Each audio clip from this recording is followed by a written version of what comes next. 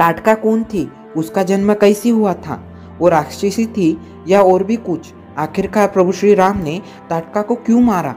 नमस्कार, हमारे प्यारे से YouTube चैनल पर आप सबका स्वागत है। जब प्रभु श्री राम और लक्ष्मण को लेकर महर्षि विश्वामित्र गंगा के दक्षिण किनारे पर उतरकर आश्रम जा रहे थे, तब वहां पे अपने सामने उन्हें एक घना वन दिखाई दिया। उसमें मनुष्य के आवागमन का कोई चिन्ह नहीं था। भयंकर बोली बोलने वाले पक्षी व हिंसक जंतु उस वन में कोलाहल कर रहे थे।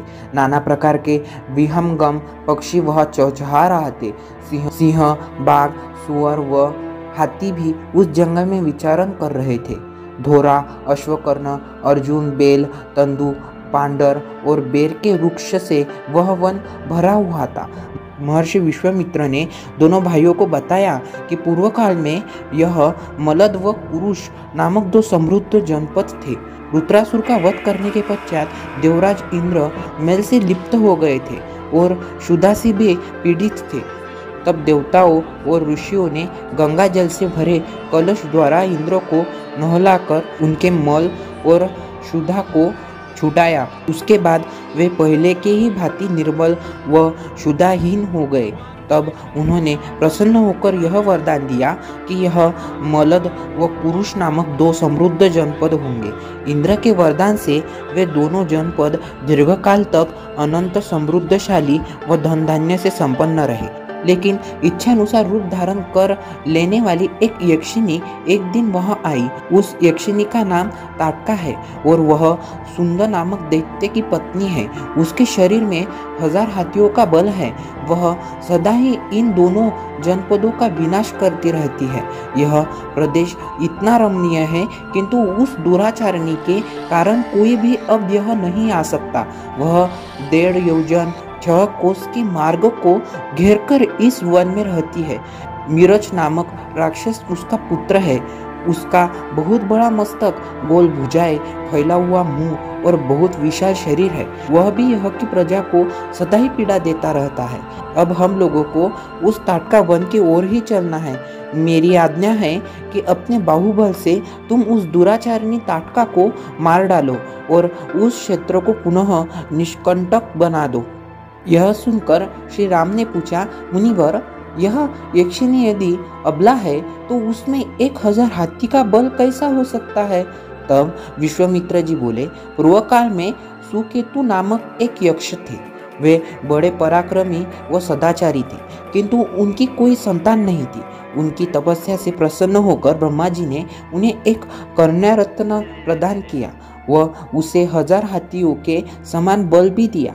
वही कन्या ताटका है। उचित समय पर सुकेतु ने जंभक के पुत्र सुंदर से ताटका का विवाह करवाया और कुछ काल बीत जाने के बाद ताटका ने मीरच को जन्म दिया।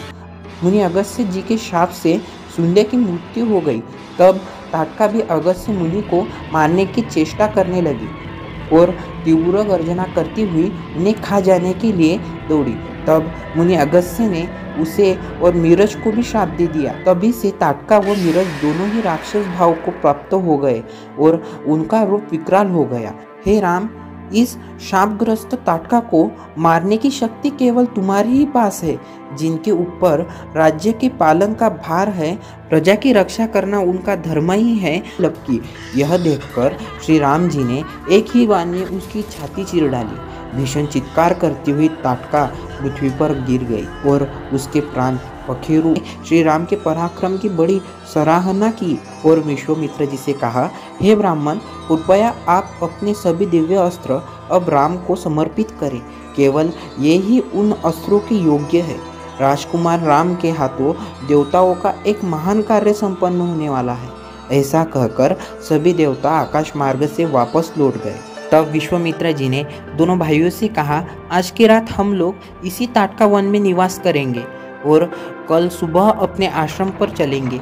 उसी के अनुसार उन तीनों ने सुखपूर्वक वन में वह रात्र व्यतीत की। श्री राम जी की कृपा से उसी दिन वह भीषण वन उस राक्षसी के प्रकोप से मुक्त होकर पुनः रमणीय वन बन गया था। तब ताटका का वध करके श्री राम भी देवताओं की प्रशंसा के पात्र बन गए। सिया बल रामचंद्र की जय। पवन सुत हनुमान की जय। अगर आप श्री राम के परम भक्त हैं तो इस वीडियो को लाइक करना ना भूलिए और ऐसे ही सनातन धर्म के बारे में, रामायण और ऐसे ही सभी ग्रंथों के बारे में इंफॉर्मेटिव वीडियो देखना चाहते हैं तो हमारे चैनल को सब्सक्राइब करना ना भूलिए और बेल आइकन पर क्लिक करना ना भूलिए ताकि हमारे नए वीडियो की नोटिफिकेशन आपको जल्द से जल्द मिल सके। चलिए मिलते हैं अगले वीडियो में। जय श्री राम।